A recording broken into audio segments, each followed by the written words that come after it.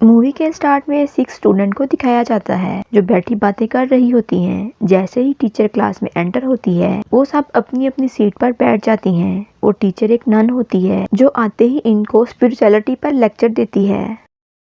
उसकी student Mary जो एक लव लेटर लिख रही थी, नन को उसका पता चल जाता है। वो आकर उसकी नोटबुक से वो लेटर निकाल लेती है और कहती है ये गुनाह है। वो बहुत गुस्सा होती है। वो लेटर फाड़कर मैरी के मुंह में ठोंस देती है और कहती है इसे निगलो। फिर वो मैरी को गिरेबान से पकड़कर दीवार पर लगा देती है और इसका गला इतने जोर से दबाती है कि इसके नाक से खून बहने लगता है। नन सिर्फ अपने एक हाथ से ही मैरी को ऊपर उठा लेती है और इस नन का फेस ह्यूमन से चेंज होकर भूत में बदल जाता है, जैसे वो कोई सोल हो।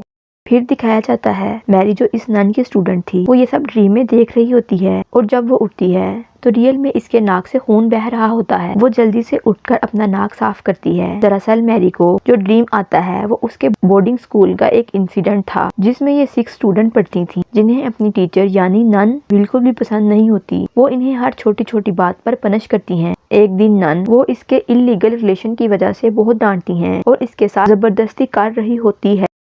नन चाहती है कि मैरी अपना बेबी अबॉर्ट कर दे, लेकिन मैरी ऐसा नहीं चाहती। ये 6 फ्रेंड मैरी, सुजैन, जोआना, जोलिया, जोई, क्रिस्टीन ये सब नन को पकड़कर वाटर टैब में गिरा देती हैं और पानी में डुबोकर मार देती हैं। फिर वो सब इसकी डेड बॉडी को एक नाले में फेंक देती हैं और प्रॉमिस करती हैं कि हम में से कोई भी किसी को इस बारे में नहीं बताएगा। इस इंसिडेंट को हुए काफी साल हो गए हैं, लेकिन अब वो नन इन लोगों से अपना बदला लेना चाहती है, इसलिए वो मैरी के ड्रीम में आती है। मैरी की एक बेटी है जिसका नाम ईव है। फिर दिखाया जाता है ईव अपनी फ्रेंड जूलिया के साथ एक पार्टी में है। ईव जूलिया को बताती है उसकी मदर कल स्पेन जा रही है। फिर मैरी को दिखाया जाता है जो रूम में बैठी कुछ काम कर रही होती है। उसे ऐसा लगता है जैसे घर के अंदर कोई है। वो समझती है शायद ईव आ गई हो। वो ईव को आवाज़ देती है, लेकिन ईव अभी तक घर नहीं आई होती। वो वॉशरूम में देखती है टैप खुली होती है, उसे वो बंद कर देती है। फिर दिखाया जाता है बेड पर एक इनवेल पड़ा होता है जिसके ऊपर अचानक से पानी आ जाता है। दरअसल ये पानी उस नन की आत्मा के आने की इंडिकेशन है। उसके बाद मैरी किचन में जाती है। वो देखती है सिंक पानी से भरा होता है। ये देखकर वो हैरान हो जाती है क्योंकि टैप तो बंद होती है। वो पानी निकालने की कोशिश करती है, लेकिन दूसरी तरफ किचन की विंडो ओपन हो जाती है। तेज हवा अंदर दाखिल हो जाती है। वो नन सिंक के अंदर से निकलती है और वहां से नाइफ उठाकर मैरी को मार देती है।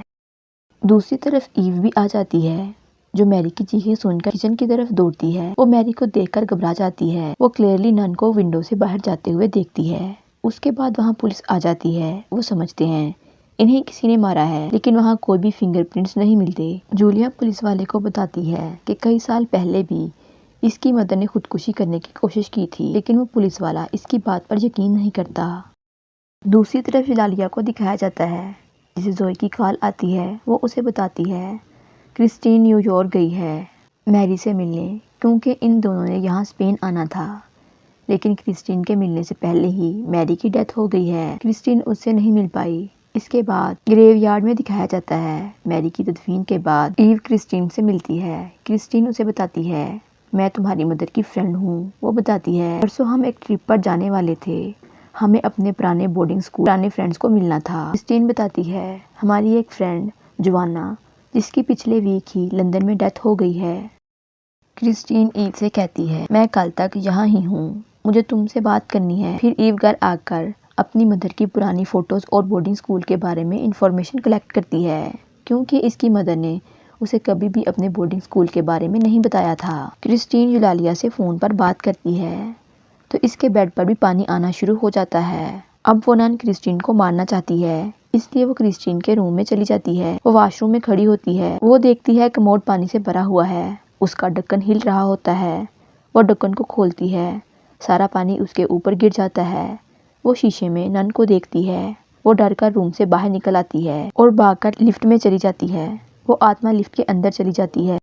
क्रिस्टीन देखती है उसके पाँव से पानी ऊपर आ रहा है। नन उसे लिफ्ट में ही मार देती है। ईव जो क्रिस्टीन को मिलने आती है वो लिफ्ट की तरफ बढ़ती है। लिफ्ट का डोर ओपन होता है वो देखती है क्रिस्टीन के दोनों बाजू कटे होते हैं और वो मर चुकी होती है। वहाँ भी वो नन को देखती है। अब ईव अपनी फ्रेंड जूलिया के साथ स्पेन चली जाती है। ईव यूलालिया से मिलना चाहती है। वो चाहती है यूलालिया का पता चल जाए। तो स्पेन में भी नन नजर आती है। फिर वो लोग स्पेन पहुंच जाते हैं। वहाँ जाकर वो एक इंस्टीट्यूट में जाती है। यहाँ वो यूलालिया और उस बोर्डिंग स्कूल के बारे में इंफॉर्मेशन कलेक्ट करती है।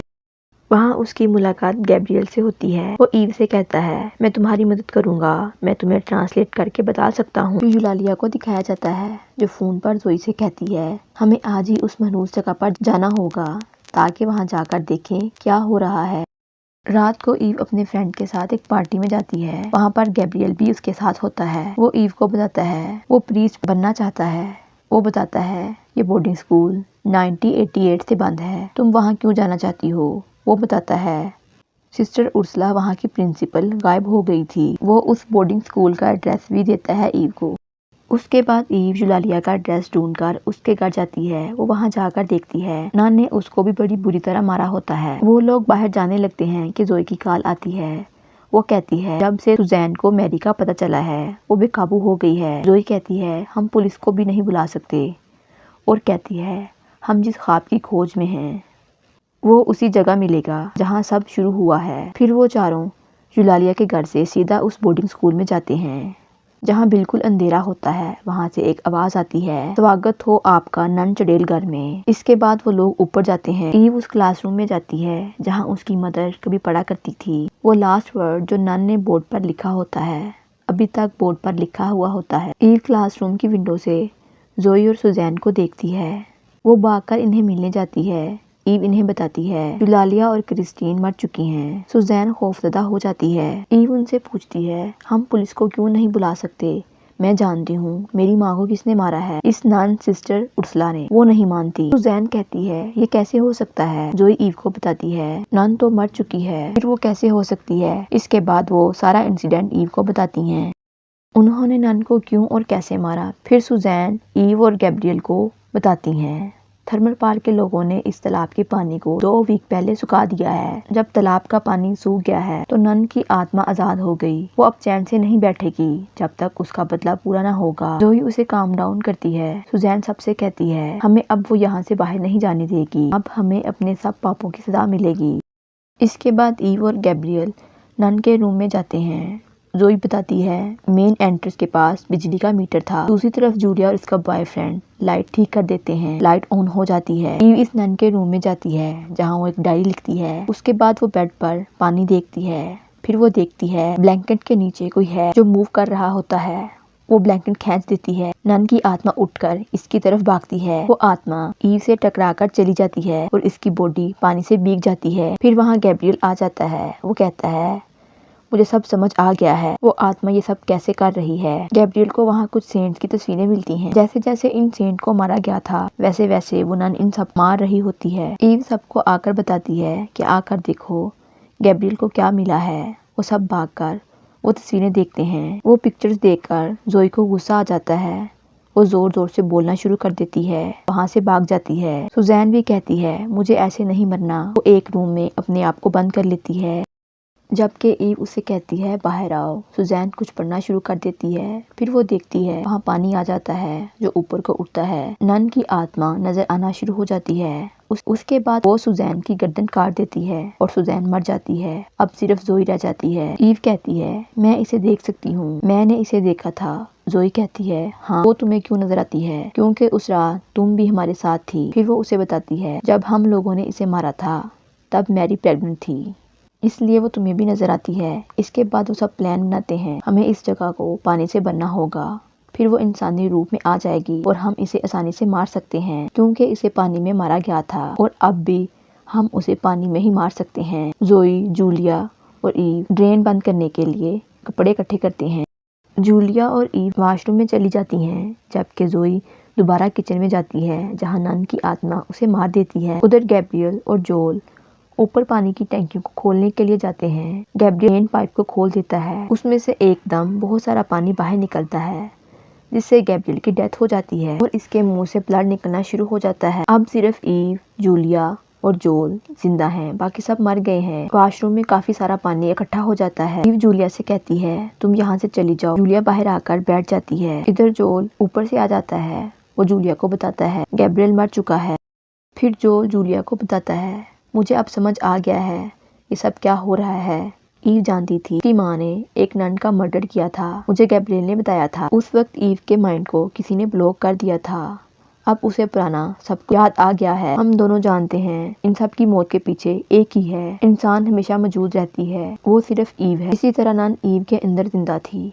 उसने एक श्राप की तरह ईव को अपने काबू में किया था और यही नन की सच्चाई है। ईव और नन दोनों एक व्यक्ति हैं। दूसरी तरफ ईव नन को तीर मार देती है। फिर जूलिया जोल की बात सुनने के बाद पानी में जाती है। वो देखती है ईव को तीर लगा होता है। वो ईव को लेकर बाहर आती है और यूं मूवी का एंड हो जाता है।